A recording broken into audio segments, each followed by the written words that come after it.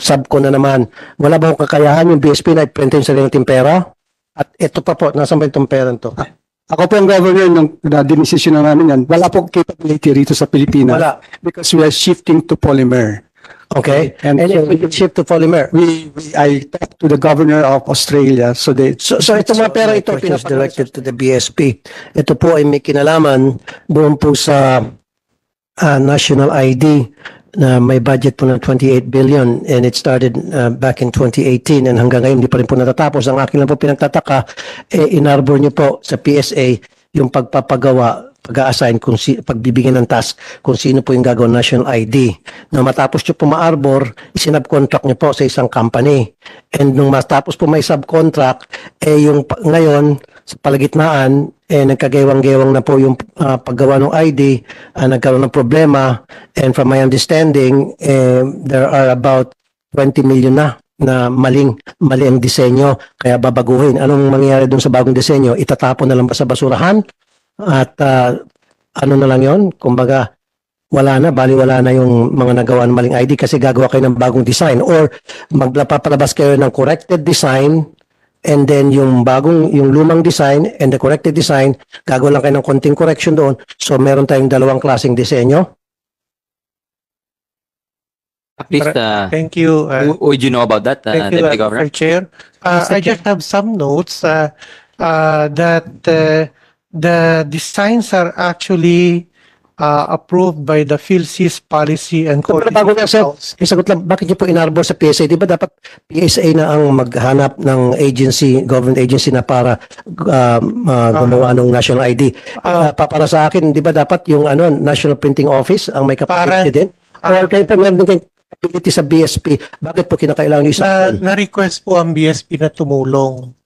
Hindi po, inarbor niyo po, kayo po nag-request, hindi po ni-request ang BSP. It was the BSP who requested from the PSA na kung pwede sa inyo na po ipasa para hindi na po magkakaroon ng bidding kasi government-to-government arrangement, so there's no need for bidding. Yun po yung purpose niya, para hindi na magkaroon ng bidding, tama? Mr. Chair, Can you answer? Mr. Chair, yeah, go ahead. the national statistician was head of the PSA is here. Okay, Maybe we so- can directly answer. Parang traffic controller tayo. Sino talaga makakasagot? Thank you, Mr. Okay. Mr. Chair. Yeah, yes, our national statistician. Yeah, Mr. Map. Yeah, Senator, the original plan for BSP to print the national ID was ordered by former President Duterte. So it was given to them. But BSP is one of the three printing agencies. You're right, NPO, APO, and BSP can actually print. So they are the ones. So bakit sinab-contract pa kung kaya pala i-print ng BSP yung ID? Ng national ID, ba't kinakailangan i-subcon? The ball is back with you. Kasi manghuhula lang ako. Okay. Kasi pinapaboran yung isang kontraktor at mukhang meron natang kumita rito na malaki. Yeah, Deputy Governor. 28 billion pesos na contract. That's a huge contract, yeah. Yung detalye po nung kasi hindi ako talagang na-involved. Who would know in the BSP about this? I would know. Secben, yeah. I was governor when that happened. But Ganun ba? the Okay. decision to have BSP print was the President's decision for BSP. And we have competitive bidding. May bidding po yan. Competitive bidding. Hindi po binigay lang namin doon sa... Was there a bidding? There was a bidding Conducted? by BSP. Was there at nanalo po? I don't think so. May bidding Can po. we see that? May bidding po yan. Okay. And then pangalawa, bago ko umalis dahil nag-permission ako kay Win. Doon din po sa pagpagawa ng pera, di ba, nagbago tayo ng design sa 1,000 notes natin. Bakit hindi po dito natin ginawa, inimprenta? Ba't kinakailangan padalhin sa Australia? At again, nag-sub ko na naman. Wala ba akong kakayahan yung BSP na i-print yung sarili nating pera? At ito pa po, nasan ba itong pera to? Ako po ang governor nung dinesisyon na namin yan. Wala po capability rito sa Pilipinas. Wala. Because we are shifting to polymer. Okay? And if we could shift to polymer. I talked to the governor of Australia. So So itong mga pera ito, pinapagawa na sa Australia. G2G po yan. Australia. G2G. Opo. Kaya nga.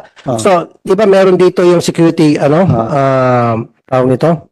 Security features. Kaya natin pinasa Australia. So, bakit yung Australia ang gagawa ng security features na yun? Bakit kinakailangan kakatiwala sa Australia and then Australia ibabalik sa atin. Nasa design po namin yan. Nung mga nakaraang pera na ginagawa natin ng BSP, pinapadala rin pa sa ibang bansa? Hindi pa. Because we have the capability to do that here.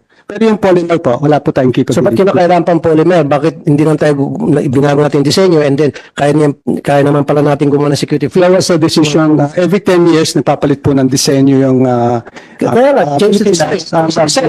Yes, change the design. Pero dito pa natin gawin.